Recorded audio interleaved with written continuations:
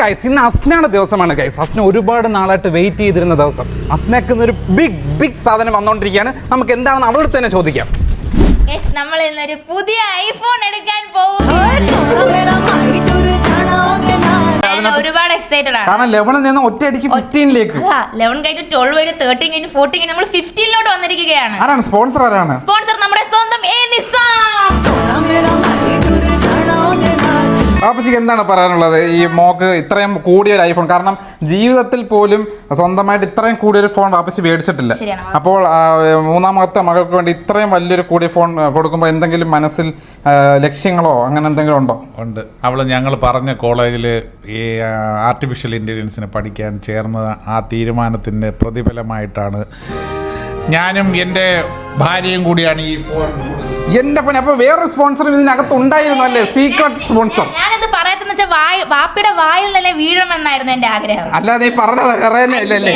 ഉമ്മിക്ക് എന്താണ് ഇതിനകത്ത് എന്തെങ്കിലും ലക്ഷ്യമുണ്ടോ? അസ്നയുടെ സന്തോഷം മാത്രമാണോ? അവള് പഠിക്കട്ടെ, സന്തോഷം. അവൾ ഇത്ര നാൾ പഠിച്ച് ഇത്രയും മാർക്കൊക്കെ മേടിച്ചത് കൊണ്ട് കൊടുത്താണല്ലേ സന്തോഷം. ഒന്നും പറയാനില്ലെന്നാണ് ഉമ്മിക്ക് പറയുന്നത്. ഉമ്മി സന്തോഷം പറഞ്ഞത് വാപ്പച്ചിയുടെ ഇഷ്ടമുള്ള കോളേജിലേക്ക് ചേർന്നത് കൊണ്ടാണ് എനിക്ക്. അപ്പൊ നമുക്കൊരു ഡൗട്ട് ഒളിഞ്ഞു കിടപ്പുണ്ട്. അസ്നക്ക് അതിൽ ഇഷ്ടമുണ്ടോ അപ്പൊ ആ കോളേജിൽ? അതെ, നമ്മൾ സംതൃപ്ത.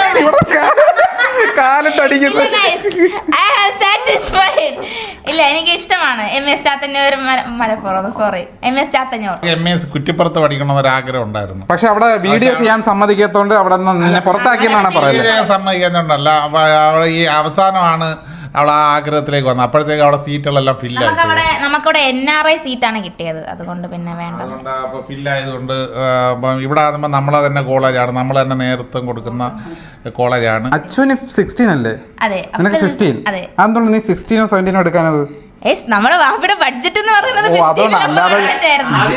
ആദ്യമേ ഇവർ iPhone 13 എടുക്കാനാണ് ഗൈസ് പോയത്. അപ്പൊ ഞാൻ പറഞ്ഞ iPhone 13 എന്തിനാ കടയിൽ പോയി എടുക്കുന്നത്? 13 കാട്ടിയും ഒരു 5 രൂപ 6 രൂപ കൂടുതൽ ഇട്ട് കഴിഞ്ഞാൽ iPhone 15 ഇപ്പോൾ ബിഗ് ബില്യൺ സെയിൽ അല്ല, ആമസോൺ ഗ്രേറ്റ് ഇന്ത്യൻ ഫെസ്റ്റിവലിൽ കിട്ടുമെന്ന് പറഞ്ഞു. അല്ലെങ്കിൽ അവർ ഇത്രയും ലാഭം ഉണ്ടാക്കി തന്നതല്ലേ? Big shout out. അപ്പൊ എല്ലാരും സന്തോഷമാണ്. അപ്പൊ സാധനം വരാൻ വേണ്ടി വെയിറ്റ് ചെയ്തിരിക്കുകയാണല്ലോ. ഓർഡർ ചെയ്തത് ഞാൻ ആമസോൺ. എന്റെ OTP വരുന്നത് ഡെലിവറി ബോയ്ക്ക് വേണ്ടി നമ്മൾ വെയിറ്റ് ചെയ്യാണ്. നമ്മൾ ചിലപ്പോൾ 11 ഒന്ന് എക്സ്ചേഞ്ച് ചെയ്യും. 11 കൊടുത്തിട്ട് ചിലപ്പോഴല്ല, നമ്മൾ എന്തായാലും എക്സ്ചേഞ്ച് കൊടുത്തിട്ടുണ്ട്. iPhone 11 എക്സ്ചേഞ്ച് കൊടുത്തിട്ടാണ് ഗൈസ്. അപ്പൊ നമുക്ക് കുറച്ച് പക്ഷേ ഉള്ള പ്രശ്നം എന്ന് പറഞ്ഞാൽ ചിലപ്പം എക്സ്ചേഞ്ച് അവർ എടുക്കത്തില്ലായിരിക്കും. നമ്മളതിനകത്ത് കുറെ പച്ച വരെയൊക്കെ വീണു. നമ്മളത് ഓൾറെഡി പറഞ്ഞിട്ടുണ്ട്. പക്ഷേ ഇനി അവർ വന്ന് കാരണം വരുന്നവരെന്തായാലും കുറ്റം കണ്ടുപിടിച്ച് വില കുറയ്ക്കാനേ നോക്കത്തുള്ളൂ. അപ്പൊ ചിലപ്പോൾ അത് കൊടുക്കത്തില്ല. അങ്ങനെ കൊടുത്തില്ലെങ്കിൽ അത് ഞാൻ എൻ്റെ ഒരു സെക്കൻഡറി ഫോണായിട്ട് ഉപയോഗിക്കും ഗൈസ്. സെക്കൻഡറി ഫോണായിട്ട് അത് ഉപയോഗിക്കാൻ കൊള്ളത്തില്ല. എന്നാലും അതിന്റെ ഡിസ്പ്ലേ ഒക്കെ ശരിയാക്കണം. ഓക്കെ, അപ്പൊ നമുക്ക് ഇനി ഡെലിവറി ബോയ്ക്ക് വേണ്ടി വെയിറ്റ് ചെയ്യാം. 4 മണി ഇന്നലെ വന്നായിരുന്നു ഡെലിവറി ബോയ്. പക്ഷെ നമ്മൾ വീട്ടിലില്ലാത്തത് കൊണ്ട് അദ്ദേഹം നാളെ വരാമെന്നാണ് പറഞ്ഞത്. നമുക്ക് ഇനി സിറ്റ് ഔട്ട് വെയിറ്റ് ചെയ്ത് വെയിറ്റ് ചെയ്യാം.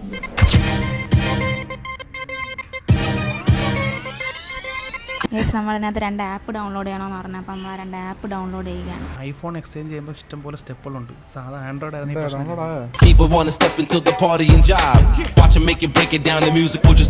ഗൈസ്, ഒടുക്കം ഞങ്ങളുടെ പ്ലാനിങ്ങിന്റെ താളം തെറ്റിച്ചുകൊണ്ട് ഞങ്ങളുടെ ഫോൺ അവർ എടുക്കില്ല എന്ന് പറഞ്ഞു. ആപ്പിലിട്ട് നോക്കിയപ്പോഴത്തേക്ക് ഇതിന്റെ പല സാധനങ്ങളും വർക്ക് ആവത്തില്ല. എല്ലാ സെക്കൻഡറി ബാറ്ററി 2 വട്ടം മാറിയത്, ഡിസ്പ്ലേ 2 വട്ടം മാറിയത്.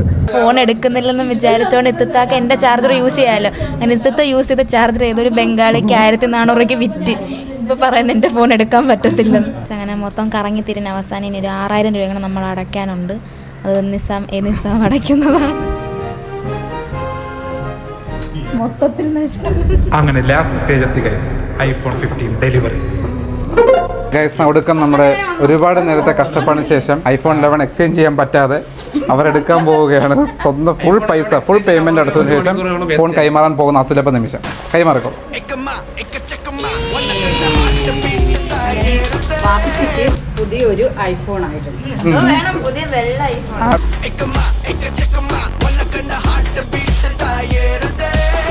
നമുക്കിനി ഇത് അൺബോക്സ് ചെയ്യാം. കമോൺ.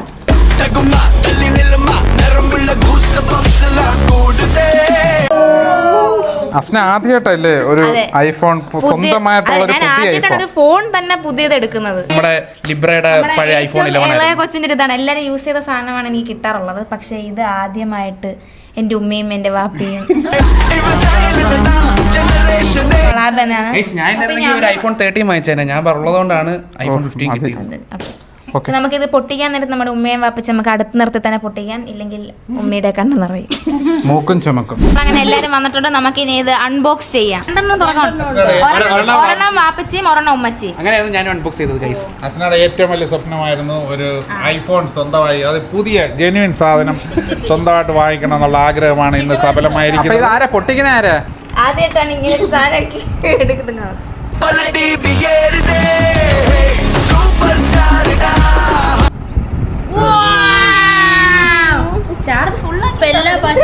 അങ്ങനെ വീട്ടിലെ 4ാമത്തെ ഐഫോൺ ഇന്നിവിടെ ലോഞ്ച് ചെയ്തിരിക്കുകയാണ്. വാങ്ങിച്ചു തന്നെ എൻ്റെ ഉമ്മച്ചിക്കും വാപ്പച്ചിക്കും ഒരിക്കൽ കൂടി നന്ദി പറഞ്ഞുകൊണ്ട് നമ്മൾ ഈ വ്ളോഗ് ഇവിടെ അവസാനിപ്പിക്കുകയാണ്. ഓക്കെ, അപ്പോ ഷെയർ ചെയ്യുക, ലൈക്ക് ചെയ്യുക, സബ്സ്ക്രൈബ് ചെയ്യുക, ആ ബെൽ ഐക്കൺ ഞെക്കിക്കോ.